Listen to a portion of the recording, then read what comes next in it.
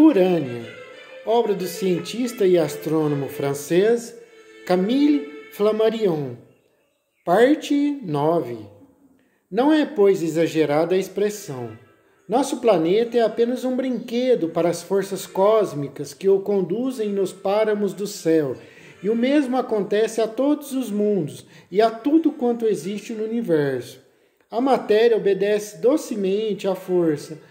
Onde está, pois, o ponto fixo em que ambicionamos apoiar-nos? De fato, nosso planeta, considerado outrora na base do mundo, é sustentado à distância pelo Sol, que o faz gravitar em torno de si mesmo, com uma velocidade correspondente a essa distância. Tal velocidade, causada pela própria massa solar, mantém o nosso planeta na mesma distância média do astro central. Menor velocidade faria predominar o peso e traria a queda da Terra no Sol.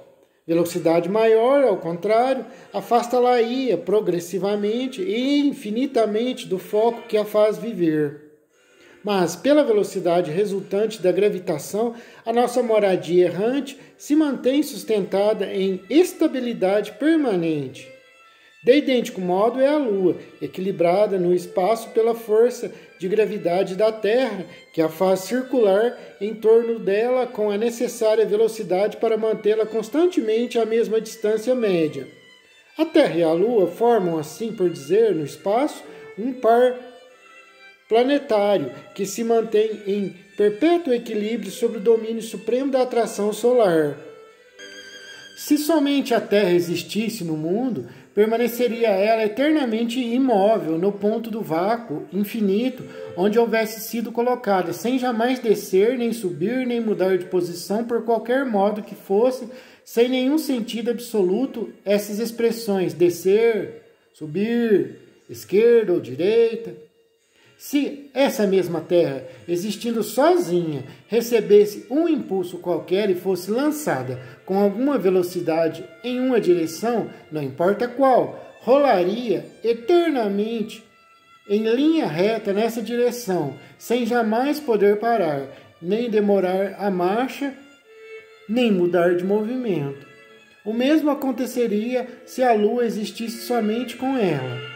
Girariam ambas em torno do seu centro comum de gravidade, cumprindo o seu destino no mesmo sítio do espaço, fugindo juntas na direção para a qual tivessem sido projetadas. Existindo o Sol, e sendo ele o centro do sistema, a Terra, todos os planetas e respectivos satélites dependem dele e têm o destino irreversível. Existindo o Sol, e sendo ele o centro do sistema, a Terra, todos os planetas e respectivos satélites dependem dele e têm o destino irrevogavelmente ligado ao seu. O ponto fixo que buscamos, a base sólida que passaremos desejar para assegurar a estabilidade do universo será, pois, no colossal e pesado globo solar que encontraremos. Certamente não, pois o próprio Sol não está em repouso, de vez que ele nos arrebata com todo o sistema para a constelação de Hércules. Gravitará o nosso Sol em torno de outro Sol imenso, cuja atração se estenda até ele e lhe governa os destinos, tal qual rege ele o dos planetas do sistema solar. As investigações da astronomia sideral autorizam a pensar que, numa direção situada em ângulo reto da nossa marcha para Hércules, exista astro de tal poder? Não, o nosso Sol sofre atrações siderais, nenhuma, porém, parece dominar em detrimento das outras e reinar soberana sobre o nosso astro central. Embora seja francamente admirável, ou, para melhor dizer, certo, que o Sol, o mais próximo do nosso, a estrela alfa do Centauro, e o nosso próprio Sol sintam a mútua atração, ainda assim não se poderiam considerar esses dois astros formando um par análogo aos das estrelas duplas. Primeiramente, porque todos os sistemas de estrelas duplas conhecidos são compostos de estrelas muito mais próximas uma da outra. Depois, porque na imensidade da órbita descrita, segundo essa hipótese, a atração das estrelas vizinhas não poderiam ser consideradas permanecendo sem influência.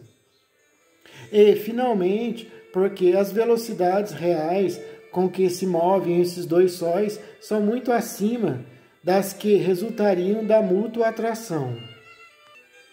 Mas aqui intervém um outro fator mais importante do que todos os precedentes.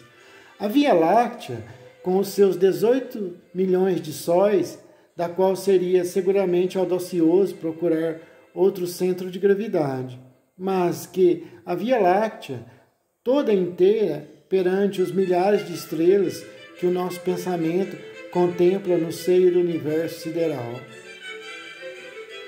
Mas o que é a Via Láctea? Toda inteira perante as milhares de estrelas que o nosso pensamento contempla no seio do universo sideral. Não se desloca também essa Via Láctea qual arquipélago de ilhas flutuantes? Cada nebulosa resolúvel, cada montão de estrelas, não é porventura uma Via Láctea em movimento sobre a ação da gravitação dos outros universos que a chamam e solicitam através da noite infinita? Algumas considerações aqui, para quem estiver ouvindo aí o livro. Aqui era o conhecimento científico da época, né? Ele está baseado no conhecimento científico da época. Camille Flammarion. Então, algumas informações que porventura a nossa ciência hoje mostraram que estão um pouco equivocadas. Estamos falando do conhecimento científico da época, que eles sabiam sobre o universo. De estrelas em estrelas, de sistemas em sistemas, de plagas em plagas, o nosso pensamento se acha transportado à presença das grandezas insondáveis, dos movimentos celestes cuja velocidade se começou a avaliar, mas que excedem já toda a concepção. O movimento próprio anual do Sol, Alfa do Centauro, excede 1.488 milhões de léguas por ano. O movimento próprio da 61 do Cisne, segundo o Sol na ordem das distâncias, equivale a 370 milhões de léguas por ano, ou cerca de 1 milhão de léguas por dia. A estrela alfa do Cisne chega a nosso rumo em linha reta com uma velocidade de 500 milhões de léguas por ano. O movimento próprio da estrela 1830 do catálogo de Goldbridge eleva-se a 2.590 milhões de léguas por ano, o que representa 7 milhões de léguas por dia, 115 mil quilômetros por hora, ou 320 mil metros por segundo. São estimativas mínimas essas, atento a que não vemos certamente de frente, mas obliquamente os deslocamentos estelares assim medidos. Que projéteis! São sóis milhares e milhares de vezes mais pesados do que a Terra, lançados através dos vácuos insondáveis com velocidades ultravertiginosas, circulando na imensidade sob a influência da gravitação de todos os astros do universo. Esses milhões, esses bilhões de sóis, de planetas, de montões de estrelas, de nebulosas, de mundos que começam, de mundos que acabam, precipitam-se com velocidades análogas para fins que eles ignoram, com uma energia, uma intensidade de ação perante as quais a pólvora e a dinamite são sopros de crianças de berço. E assim todos eles correm para a eternidade, talvez, sem jamais poderem aproximar-se dos limites inexistentes do infinito. Em toda parte o movimento, a atividade, a luz e a vida. Felizmente, sem dúvida, se todos esses inumeráveis sóis, planetas, terras, luas e cometas estivessem fixos, imóveis, reis petrificados em seus eternos túmulos, quais mais formidáveis ainda, porém mais lamentável seria o aspecto de tal universo. Imagine-se a criação inteira parada, coagulada, mumificada. Semelhante ideia não é, porventura, insustentável e não possui algo de fúnebre? Quem causa esses movimentos? Quem os entretém? Quem os rege? A gravitação universal, a força invisível, a qual o universo visível, a que chamamos matéria, obedece. Um corpo atraído do infinito pela Terra atingiria uma velocidade de 11.300 metros por segundo. Do mesmo modo, um corpo lançado da Terra com essa velocidade jamais cairia. Um corpo atraído do infinito pelo Sol chegaria à velocidade de 608.000 metros. Um corpo projetado do Sol com essa velocidade jamais tornaria ao seu ponto de partida. Aglomerados de estrelas podem determinar velocidades muito mais consideráveis ainda, as quais se explicam pela teoria da gravitação. Basta lançar os olhos para uma carta dos movimentos próprios das estrelas para se ter ideia da variedade desses movimentos e de sua grandeza. A gravitação não explica a origem do movimento. Se fosse ela a única existente de toda a eternidade, o universo formaria um bloco. O movimento tem por origem uma causa primeira. Assim, as estrelas, os sóis, os planetas, os mundos, os cometas, as estrelas cadentes, os uranólitos, em uma palavra, todos os corpos constitutivos deste vasto universo repousam não em bases sólidas, como pareceria exigi-lo a concepção primitiva e infantil de nossos pais, mas nas forças invisíveis e imateriais que lhes regem os movimentos. Esses milhares de corpos celestes têm seus respectivos movimentos por causa da estabilidade e se apoiam mutuamente uns aos outros através do vácuo que os separa. O espírito que pudesse fazer abstração do tempo e do espaço veria a Terra, os planetas, o Sol, as estrelas chovendo de um céu sem limites. Em todas as direções inimagináveis, quais gotas levadas pelo turbilhão de gigantesca tempestade e atraídas não por uma base, mas pela atração de cada uma e de todas.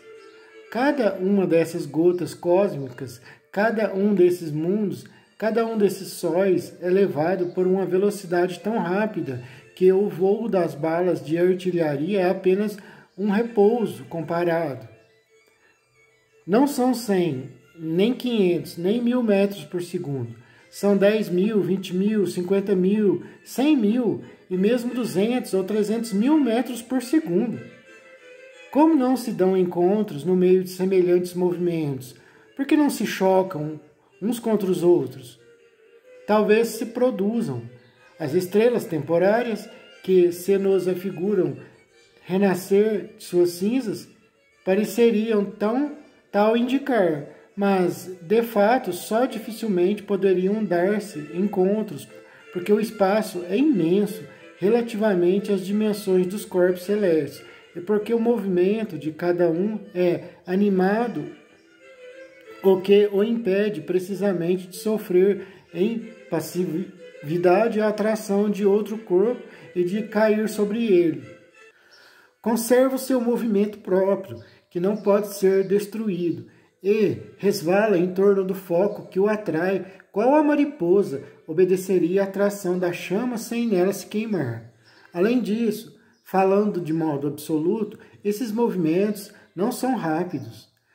Com efeito, tudo corre, voa, cai, rola, precipita-se através do vácuo, mas em tais distâncias respectivas que tudo parece em repouso.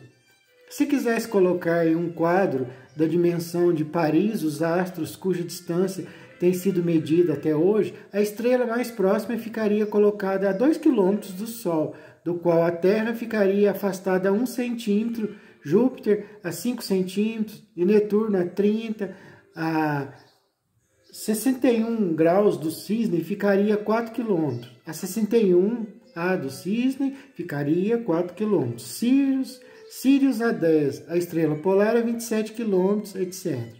E a imensa maioria das estrelas ficaria além do departamento do Sena. Pois bem, animando todos esses projéteis com seus movimentos relativos, a Terra deveria empregar 1 ano em percorrer a sua órbita de 1 centímetro de raio, Júpiter 12 em percorrer a sua de 5 e Netuno 165. Os movimentos próprios do Sol e das estrelas seriam da mesma ordem. Equivale a dizer que tudo pareceria em repouso, mesmo ao microscópio. Urânia reina calma e serena na imensidade do universo.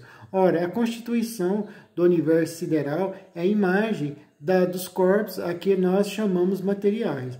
Todo corpo orgânico ou inorgânico, homem, animal, planta, pedra, ferro, bronze, é composto de moléculas em movimento perpétuo que não se tocam. Essas moléculas, a seu turno, são compostas de átomos que não se tocam também. Cada um desses átomos é infinitamente pequeno e invisível, não só aos olhos, não só ao microscópio, mas mesmo ao pensamento. Tem-se calculado que em uma cabeça de alfinete há no mínimo 8 sextilhões de átomos, ou 8.000 bilhões de bilhões, e que em 1 centímetro cúbico de ar não há menos de 1 sextilhão de moléculas. Impressionante, né, gente?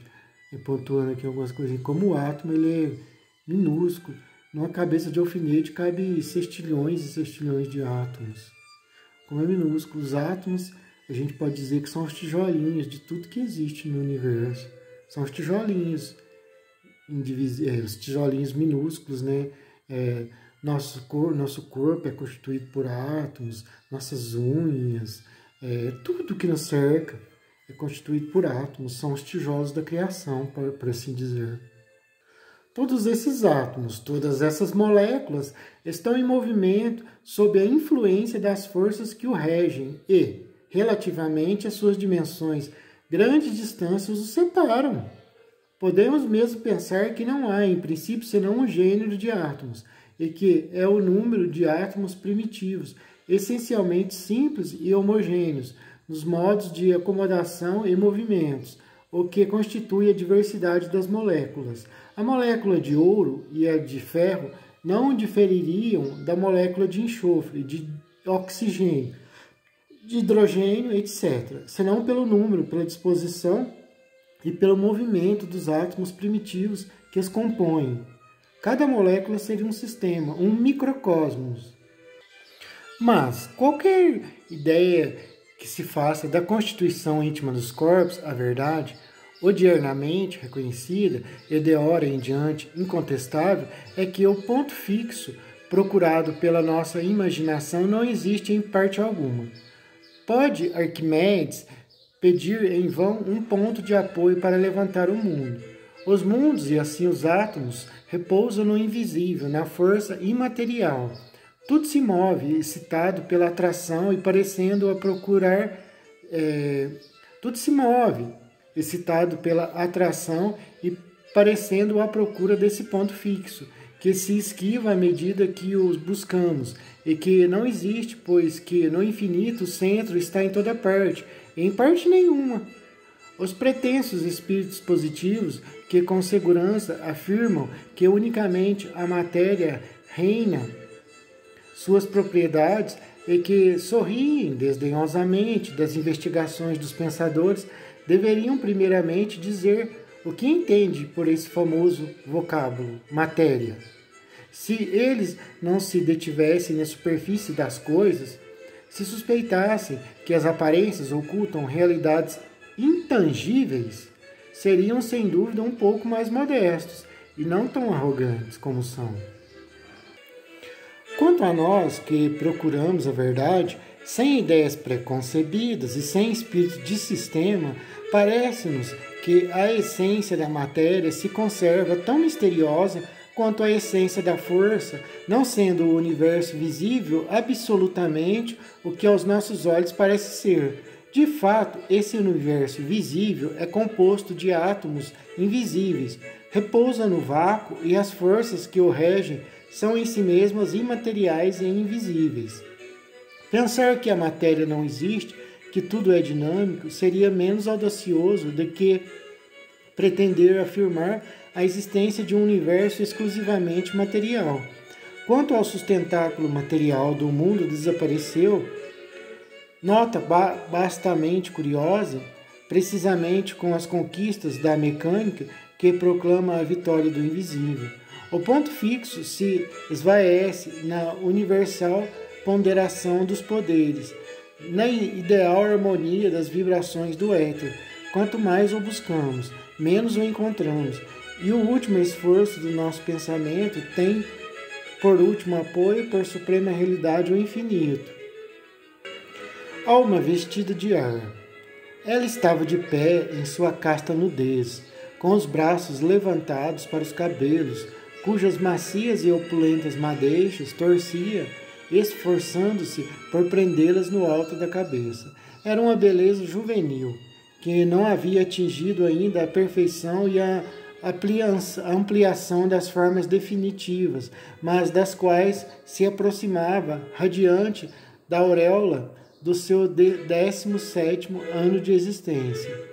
Filha de Veneza, a sua carnação de alvura levemente rosada deixava adivinhar, sob a transparência, a circulação de uma seiva ardente e forte. Os olhos brilhavam com misterioso fulgor, e o aveludado carmim dos lábios, apenas entreabertos, fazia pensar tanto no fruto quanto na flor.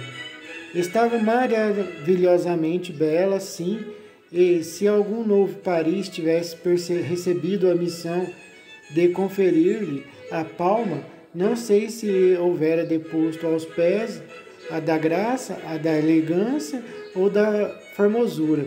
Tanto parecia reunir o vivo encanto da moderna sedução às serenas perfeições da beleza clássica. O mais ditoso, o mais inesperado dos acasos nos havia levado à sua presença, ao pintor Falero e a mim. Por luminosa tarde de primavera, passeando à beira-mar, tínhamos atravessado um dos bosques de oliveiras de tristonha folhagem que se encontram entre Nice e Mônaco, e, sem que nos apercebêssemos, havíamos penetrado em uma propriedade particular aberta do lado da praia.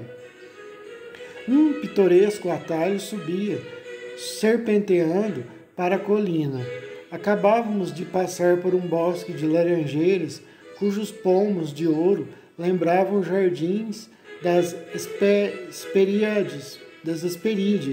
O ar estava perfumado, o céu de um azul profundo, e discorríamos sobre um paralelo entre a arte e a ciência, quando o meu companheiro, estacado de súbito por força de resistir fascinação, me fez sinal para calar e olhar.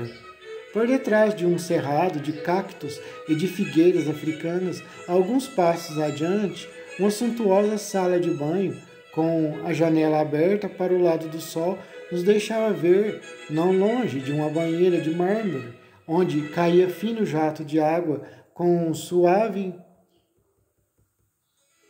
murmúrio, a mocinha desconhecida, de pé, em frente de colossal espelho que, da cabeça aos pés, lhe refletia a imagem.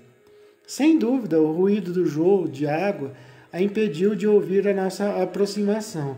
Discretamente, ou antes indiscretamente, nos deixamos ficar por detrás dos cactos, contemplando mudos, imóveis. Era bela, parecendo ignorar-se a si mesma. Com os pés em uma pele de tigre, não se dava pressa. Achando a longa madeixa ainda demasiado úmida, deixou-a cair novamente sobre o corpo, voltando-se para nosso lado e veio colher uma rosa em cima da mesa próxima da janela. Depois, tornando para o imenso espelho, se entregou de novo à tarefa do penteado. Terminou tranquilamente, colocou a rosa entre as tranças e, voltando as costas ao sol, debruçou-se, sem dúvida, para apanhar a primeira roupa. De repente, porém, ergueu-se, soltou um grito e escondeu o rosto nas mãos, pondo-se a correr para um canto sombrio. Pensamos sempre depois que o movimento de nossas cabeças denunciara a nossa presença, ou que, por jogo do espelho, ela nos percebera ali. Como quer que seja, julgamos prudente a retirada, e pelo mesmo caminho descemos novamente rumo ao mar. Ah, exclamou meu companheiro, confesso que em todos os meus modelos ainda não vi um mais perfeito, nem para o meu quadro das estrelas duplas, nem para o de Célia. O Senhor mesmo que pensa. Aquela aparição não veio agora a propósito para me dar razão, o Senhor celebra com entusiasmo as delícias da ciência. Convenha que a arte tem igualmente os seus encantos. As estrelas da terra não rivalizam vantajosamente com as beldades do céu profundo. Não admira também a elegância das formas? Que tons arrebatadores, que carnes! Eu não teria o mau gosto de desdenhar o verdadeiramente belo, respondi, e admito que a beleza humana, e concedo-lhe sem hesitação a beleza feminina em particular, represente realmente o que a natureza tem produzido de mais perfeito em nosso planeta. Sabe, porém, o que mais admiro naquela criatura? Não é um aspecto artístico ou estético, é o testemunho científico que ela nos dá de um fato simplesmente maravilhoso. Nesse corpo sedutor, eu vejo uma alma vestida de ar. Oh, o Senhor gosta do paradoxo. Uma alma vestida de ar. É muito idealista para um corpo tão real. Que essa sedutora moça tenha uma alma, não ponho dúvida, mas permita ao artista admirar-lhe o corpo também. A vida, a solidez, a cor, de boamente diria, com o poeta das orientais. Não o proíbo, mas é precisamente essa beleza física que me faz admirar a alma, a invisível força que a formou. De que maneira explica o Senhor isso? Tem-se seguramente um corpo, a existência da alma é menos palpável. Para os sentidos, sim, para o espírito, não. Ora, os sentidos nos enganam absolutamente quanto ao movimento da terra a respeito da natureza do céu, sobre a solidez aparente dos corpos, relativamente às criaturas e ainda com relação às coisas. Quer seguir um momento ou o meu raciocínio? Quando respiro o perfume de uma rosa, quando admiro a beleza da forma, a suavidade de colorido, a elegância dessa flor, e em seu primeiro desabrochar, o que mais me impressiona é a obra da força oculta, desconhecida, misteriosa, que preside a vida da planta, sabe dirigi-la na manutenção de sua existência, escolhe as moléculas do ar, da água, da terra, convenientes à sua alimentação e, principalmente, que sabe assimilar essas moléculas e agrupá-las delicadamente a ponto de, com elas, formar essa haste elegante, essas tão mimosas folhinhas verdes, essas pétalas de um rosa tão suave, esses tons macios e esses deliciosos perfumes. Essa força misteriosa é o princípio anímico da planta. Ponha na terra, ao lado um dos outros, uma semente de lírio, uma bolota de carvalho, um grão de trigo e um caroço de pêssego. Cada germe constituirá o seu organismo. Conheci uma planta tropical que definhava nos destroços de velha muralha e alguns metros da excelente terra do fosso, e que, desesperada, lançou uma raiz aventurosa, alcançou o solo cobiçado, entranhou-se nele, firmou sólida base, de modo que, insensivelmente, ela, a imóvel, desprendeu-se, deixou morrer as raízes primitivas, abandonou as pedras e viveu ressuscitada, transformada sobre o órgão libertador. Interessante, né, gente? Pontuando algo aqui, falando sobre essa questão. Ele falou sobre uma planta que ela estava numa terra infértil, né, uma terra pouco nutritiva, com poucos nutrientes, estava definhando, morrendo. E a alguns metros dela tinha uma terra muito fértil, boa. A raiz foi lá onde estava a terra fértil, boa, como se tivesse inteligência. Que incrível! Vou até ler de novo essa parte. Conheci uma planta tropical que definhava nos destroços de velha muralha, alguns metros de excelente terra de um fosso, e que, desesperada, lançou uma raiz aventurosa, alcançou o solo fértil, entranhou-se nele, firmou sólida base, de modo que, insensivelmente, ela, imóvel, desprendeu-se, deixou morrer as raízes velhas, abandonou as pedras e viveu ressuscitada, transformada sobre o órgão libertador. Conheci uns olmos que iam alimentar-se na terra por baixo de um fértil campo, aos quais haviam cortado a alimentação pela abertura de um largo fosso. Por isso, tomaram a resolução de passar por baixo desse fosso as raízes não cortadas, conseguiram-no e voltaram à sua mesa permanente com grande pasmo do horticultor. Conheci também um jasmineiro heróico que atravessou 8 vezes uma tábua furada que o separava da luz e ao qual um observador curioso tornara a meter para o escuro na esperança de cansar afinal a energia dessa planta, porém não conseguiu. Interessante. A planta respira, bebe, come, escolhe, recusa, procura, trabalha, vive e atua conforme os seus instintos. Esta passa de perfeita saúde, aquela está doente, essa outra está nervosa, agitada, a sensitiva estremece e desmaia ao menor toque. Em certas horas de bem-estar, o aro é quente, o ilhó fosforescente, a valisnéria fecundada desce ao fundo das águas para amadurecer o fruto de seus amores. Sobre essas manifestações de uma vida desconhecida, o filósofo não pode deixar de reconhecer no mundo das plantas um cântico do coro universal. Não me alongo mais agora falando da alma humana, embora seja ela incomparavelmente superior à alma das plantas e haja criado um mundo intelectual tão elevado acima do resto da vida terrestre, qual as estrelas acima da terra. Não é o ponto de vista de suas faculdades espirituais que eu encaro aqui, mas somente no nível de força animando o ser humano.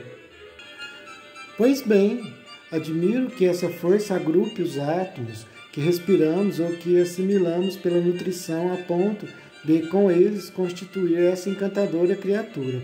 Veja aquela moça no dia em que nasceu e siga com o pensamento o desenvolvimento gradual daquele corpinho através dos tempos da idade ingrata até as primeiras graças da adolescência e até as formas da nubilidade.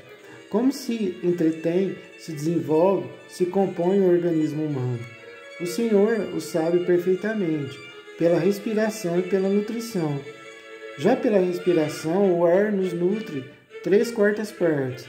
O oxigênio do ar entretém o fogo da vida e o corpo é comparável a uma chama, incessantemente renovada pelos princípios da combustão. A falta de oxigênio extingue a vida como extingue a lâmpada. Pela respiração, o sangue venenoso escuro se transforma em rubro sangue arterial e se regenera. Os pulmões são um delicado tecido crivado de 40 milhões de furinhos, justamente demasiado pequenos para... Os pulmões são um delicado tecido crivado de 40 milhões de furinhos, justamente demasiado pequenos para deixar filtrar o sangue e bastante grandes para que o ar possa penetrar. Uma perpétua troca de gases se opera entre o ar e o sangue, fornecendo o primeiro ao segundo oxigênio, eliminando o segundo, o ácido carbônico. Por um lado, o oxigênio atmosférico queima carbono no pulmão. Por outro lado, o pulmão exala ácido carbônico, azoto e vapor de água. As plantas respiram de dia, por um processo contrário, absorvem carbono e exalam ácido carbônico. Entretanto, com esse contraste, uma parte do equilíbrio geral da vida terrestre. De que se compõe o corpo humano? O homem adulto pesa na média 70 kg. Sobre essa quantidade, há peso de 52 kg de água, no sangue e na carne. Analise a substância do nosso corpo e nela encontrará a albumina, a fibrina, a caseína e a gelatina, isto é, substâncias orgânicas compostas originalmente pelos 4 gases essenciais, o oxigênio, o azoto, o hidrogênio e o ácido carbônico. Achará também substâncias desprovidas de azoto, a goma, o açúcar, o amido, os corpos graxos. Dessas matérias passando igualmente pelo nosso organismo, o seu carbono e o seu hidrogênio são consumidos pelo oxigênio aspirado durante a respiração e exalados depois sob a forma de ácido carbônico e de água. A água, não ignora, é uma combinação de 2 gases, oxigênio e hidrogênio. O ar é a mistura de dois gases, o oxigênio e o azoto, aos quais se juntam em proporções mais fracas a água, sob a forma de vapor, o ácido carbônico, o amoníaco, o ozônio, que, aliás, outra coisa não é senão oxigênio condensado, etc. Assim, o nosso corpo é composto apenas de gases transformados.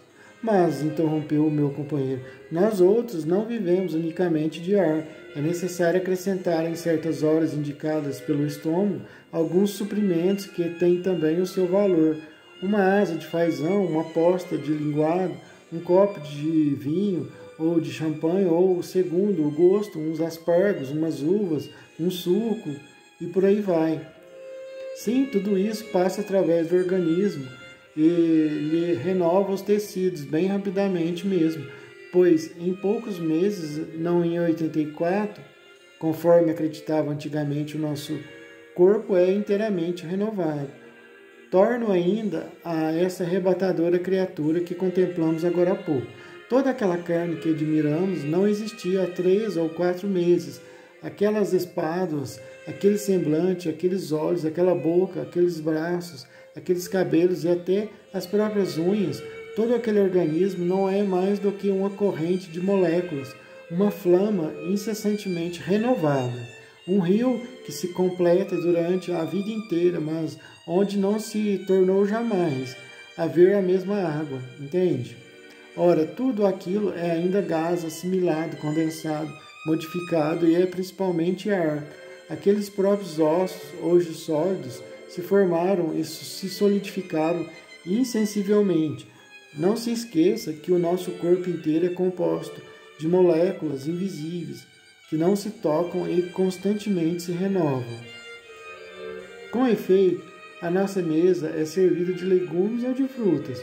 Somos vegetarianos, absorvemos substâncias tiradas quase inteiramente do ar. O pêssego e a água e ar. Pera, uva e amêndoa são igualmente de ar. Água, alguns elementos gasosos ou líquidos trazidos pela seiva, pelo calor solar e pela chuva. Espargo ou salada, ervilhas ou alcachofras, alface ou chicória, cerejas, morangos ou framboesas, tudo isso vive no ar e pelo ar. O que a terra dá, o que a seiva vai buscar, são ainda gases e sempre os mesmos: azoto, oxigênio, hidrogênio, carbono, etc. Se se trata de um bife, de um frango ou de outra carne qualquer, não é considerável a diferença. O carneiro e o boi nutrem-se de relva. Saboreamos uma perdiz com repolho, uma codorniz assada, um peru com túberas ou um guisado de lebre. Todas essas substâncias, tão diversas na aparência, são vegetal transformado, o qual não passa de um agrupamento de moléculas tiradas aos gases de que acabamos de falar: ar, elementos, água, moléculas e átomos, em si mesmos quase imponderáveis e, aliás, absolutamente invisíveis a olho nu. Assim, qualquer que seja o nosso gênero de alimentação, o nosso corpo, formado, tratado, desenvolvido pela absorção das moléculas adquiridas pela respiração e pela alimentação, é, em definitivo, uma corrente incessantemente renovada em virtude dessa assimilação dirigida, regida e organizada pela força imaterial que nos anima. A essa força podemos seguramente conceder o nome de alma. Ela agrupa os átomos que lhe convém, elimina os que lhe são inúteis e, partindo de um ponto imperceptível, de um germe impalpável, chega a construir aqui o Apolo do Belvedere, acolá a Vênus do Capitólio. Fídias não passa de um grosseiro imitador, comparativamente a essa força íntima e misteriosa. Pigmalião se torna amante da estátua de que foi pai, diz a mitologia. Erro, Pigmalião, Praxíteles, Miguel Ângelo, Benevenuto e Cânova não criaram senão estátuas. Mais sublime é a força que sabe construir o corpo vivo do homem e da mulher. Essa força, porém, é imaterial, invisível, intangível, imponderável, igual à atração que embala os mundos na universal melodia E o corpo, por mais material que nos pareça, é um harmonioso agrupamento formado pela atração dessa força interior. Vê, pois, que me mantenho estritamente nos limites da ciência positiva, qualificando essa moça com o título de alma vestida de ar, aliás, tal qual somos, o Senhor e eu, nem mais nem menos. Desde as origens da humanidade até estes últimos séculos, acreditou-se que a sensação era percebida mesmo no ponto em que a gente a experimentava. A dor sentida no dedo era considerada como tendo a sua sede mesma no dedo. As crianças e muitas pessoas ainda o acreditam. A fisiologia tem demonstrado que a impressão é transmitida da ponta do dedo até ao cérebro por intermédio do sistema nervoso. Se corta o nervo, pode queimar o dedo impunemente, a paralisia completa. Tem-se podido mesmo determinar o tempo que a impressão emprega para se transmitir de um ponto qualquer do corpo ao cérebro. E sabe-se que a velocidade dessa transmissão é de cerca de 28 metros por segundo. Desde então, tem-se atribuído a sensação ao cérebro, mas não se foi adiante. O cérebro é material, qual o dedo, e de modo nenhum matéria estável e fixa. É matéria essencialmente mutável, rapidamente variável, não formando uma identidade. Não pode existir em toda a massa encefálica um único lóbulo, uma única célula, uma única molécula que não mude. Uma parada de movimento, de circulação, de transformação seria uma sentença de morte. O cérebro não subsiste e não sente sem a condição de sofrer. E assim todo o resto do corpo, as incessantes transformações da matéria orgânica que constitui o círculo vital. Não pode ser em uma certa matéria cerebral, em certo agrupamento de moléculas que reside a nossa personalidade, a nossa identidade, nosso eu individual, o nosso eu que adquire e conserva um valor pessoal, científico e moral, que aumenta com o estudo. O nosso eu que é e se sente responsável pelos atos praticados, um mês, um ano, um decênio, 2, 5, tendo tempo durante o qual o mais íntimo agrupamento molecular tem sido mudado várias vezes. Afirmando que a alma não existe, os fisiologistas assemelham-se aos antepassados que afirmavam sentir a dor no dedo. Acham-se um tanto menos longe da verdade, mas parando no cérebro e fazendo residir o ente humano, as impressões cerebrais param em caminho. Essa hipótese é tanto menos desculpável quanto esses mesmos fisiologistas sabem perfeitamente que a sensação pessoal é sempre acompanhada de uma modificação da substância. Por outro termo, o eu do indivíduo só persiste quando não persiste a identidade da sua matéria. O nosso princípio de sensibilidade não pode, pois, ser um objeto material. Está posto em relação com o universo pelas impressões cerebrais, pelas forças químicas desprendidas no encéfalo em consequência de combinações materiais, mas é diverso. E a nossa constituição orgânica se transforma perpetuamente sob a direção de um princípio psíquico. Tal molécula que presentemente se acha incorporada em nosso organismo vai escapar-se-lhe pela expiração, pela transpiração, etc. Pertencer à atmosfera durante um tempo mais ou menos longo, ser depois incorporada em outro organismo, planta, animal ou homem. As moléculas que constituem atualmente o vosso corpo não se achavam todas ontem integradas em vossa pessoa, e nenhuma nele estava há alguns meses. Onde se achavam? No ar ou em outro corpo. As moléculas que formam agora os vossos tecidos orgânicos, os vossos pulmões, os olhos, o cérebro, as pernas, etc., serviram todas já para formar outros tecidos orgânicos. Todos somos mortos ressuscitados, fabricados do pó dos antepassados.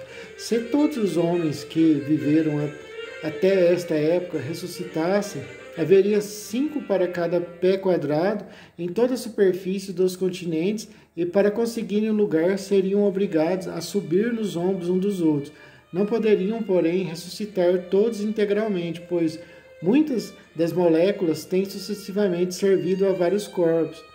De igual modo, os nossos organismos, divididos em um dia em suas últimas partículas, achar-se-ão incorporados em nossos sucessores. Cada molécula de ar passa, pois, eternamente de vida em vida, e desta se escapa de morte em morte, alternadamente, vento, onda, terra, animal ou flor, é ela sucessivamente incorporada à substância dos inúmeros organismos, fonte inexaurível, onde tudo quanto vive sorve o alento, o ar é ainda um reservatório imenso, onde tudo quanto morre verte o seu último sopro. Sob a sua absorção, vegetações e animais diversos organismos nascem, depois perecem. A vida e a morte estão igualmente no ar que respiramos e se sucedem perpetuamente uma à outra pela troca das moléculas gasosas. A molécula de oxigênio que se exala do antigo Hubble vai voar aos pulmões da criancinha de berço. Os últimos suspiros do moribundo vão tecer a brilhante corola da flor ou espalhar-se qual um sorriso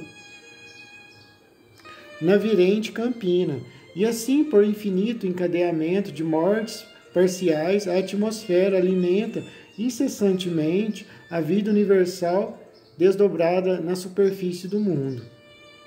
E se o Senhor imagina ainda alguma objeção, irei mais longe e acrescentarei que as nossas próprias roupas são, a exemplo dos nossos corpos, compostas de substâncias que, primitivamente, foram gasosas. Tome este fio, puxe-o. Que resistência, que tecidos, cambraia, seda, linho, algodão, lã, não tem a indústria formado com o auxílio dessas tramas e dessas urdiduras. Entretanto, que é o fio de linho, de cânhamo ou de algodão? Globos de ar, justapostos, que só se sustêm pela força molecular. Que é esse fio de seda ou de lã? Outra justaposição de moléculas. Há de convir, pois, que as nossas roupas, mesmo ainda, são ar, gás, substâncias auridas em princípios da atmosfera, oxigênio, azoto, carbono, vapor de água, etc. Vejo satisfeito, disse o pintor, que a arte não está tão longe da ciência, conforme se julga em certas esferas. Se a sua teoria é, para o senhor, puramente científica, para mim é arte, e da melhor. E depois, além disso, existem porventura na natureza todas essas distinções? Não, na natureza não há nem arte, nem ciência, nem escultura, nem pintura, nem química, nem meteorologia, nem astronomia, nem mecânica. Olhe para esse céu, para o mar, para esses contrafortes dos Alpes, para as nuvens rosadas da tarde, para as luminosas perspectivas do lado da Itália. Tudo isso é tudo é e pois que a física molecular nos demonstra que não há mais corpos, que mesmo em uma barra de aço ou de platina, os átomos não se tocam, que nos restem ao menos nas almas. Ninguém perderá com isso. Que mesmo em uma barra de aço ou de platina, os átomos não se tocam, que nos restem ao menos as almas. Ninguém perderá com isso. Sim, é um fato contra o qual nenhum preconceito poderia valer.